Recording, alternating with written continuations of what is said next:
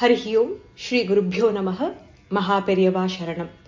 सुन्दरकाण्डं द्वितीयः सर्गः निशागमप्रतीक्षा वर्सेस् 51 to 58।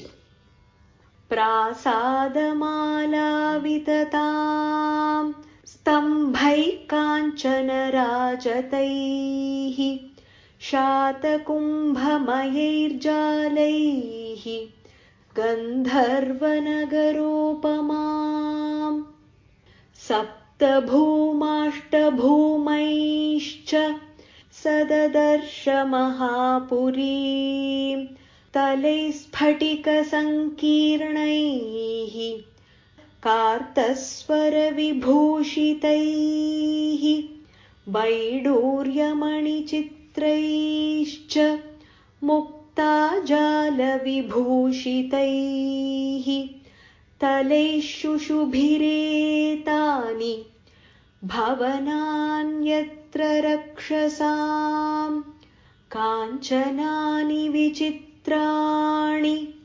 तोरणानि च रक्षसां लङ्कामुद्योतयामासुः सर्वतः समलङ्कृताम् अचिन्त्यामद्भुताकारां दृष्ट्वा लङ्कां महाकपिः आसीद्विषण्णो हृष्टश्च वैदेह्यादर्शनोत्सुकः स पाण्डुरोद्विद्धविमानमालिनीं महार्हजाम्बूनदजालतोरणां यशस्विनीं रावणबाहुपालितां क्षपाचरैर्भीमबलैः समावृताम् चन्द्रोऽपि साचिव्यमिवास्य कुर्वन्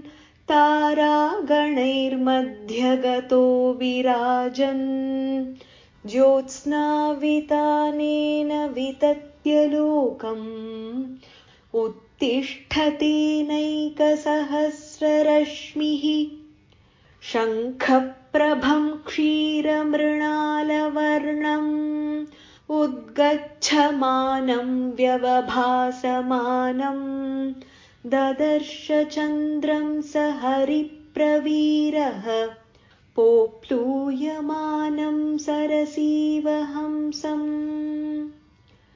इत्यार्षे श्रीमद् रामायणे वाल्मीकीये आदिकाव्ये सुन्दरकाण्डे निशागमप्रतीक्षा नाम द्वितीयः सर्गः सम्पूर्णः। सर्वं कृष्णार्पणम्।